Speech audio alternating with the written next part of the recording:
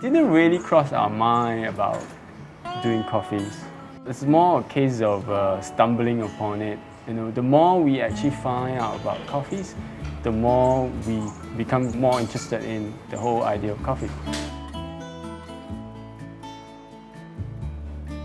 And we struggled with names and stuff for a while when we were trying to name our company. I always came up with the boring names where kind of referencing some of the cafes that we went to before.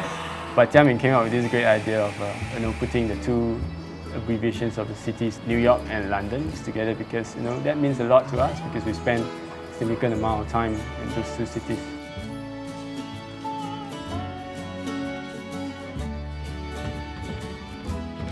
When we were living overseas, we spent a lot of time in independent cafes. When we came back to Singapore 3 years ago, there was really a shortage, or we can't really find anywhere else that could give us the same kind of coffee experience that we had overseas. So we thought maybe we should start one ourselves and see how it goes. Before that, when we came back from overseas, our concept was very simple, just to open a cafe that's more coffee-centric. But after running cafes and after working in other coffee establishments, we realized the bean quality is really important, and it's very difficult to rely on local coffee traders or local coffee roasters to supply you with the type of bean quality you like.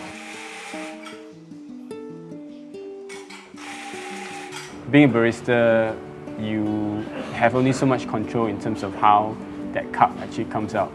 So for us, being the ability to actually roast the coffees to how it should taste like and actually making it to the way it should taste, it's definitely going to close up that end-to-end chain. So we want to be able to control the kind of coffees that we actually buy, control the kind of coffees, how we actually roast it, to how we actually serve it in the cup.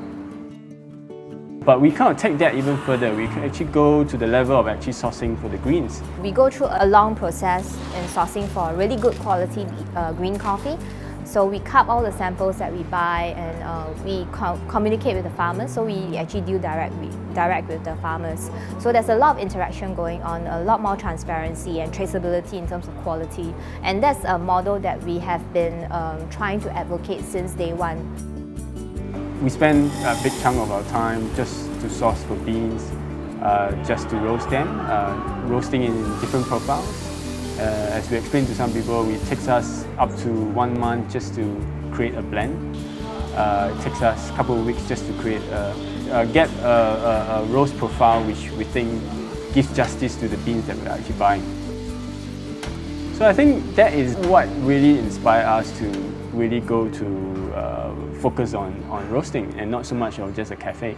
We don't even call ourselves a cafe. Generally, we just introduce ourselves as a predominantly a coffee shop, but primarily a little roastery, a micro roastery.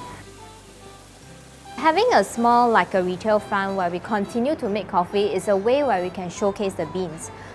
So in a sense, we control how it's being made. We know how to best bring out the flavors of the beans that we roasted.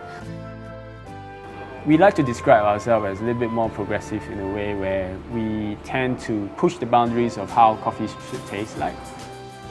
We would like to describe Nylon Coffee Roasters as a place for people to come in, enjoy a cup of coffee and actually learn about coffees. By sharing our experiences about our visits to all these coffee producing countries, our experience about why we source for certain beans, how we roast the beans a certain way, and why coffees taste differently in nylon usually as compared to other places. We would definitely call ourselves a micro roastery for a start, but we also like to look at the other spectrum where we actually love serving coffee, we love interacting with people, and we love serving a good cup of coffee.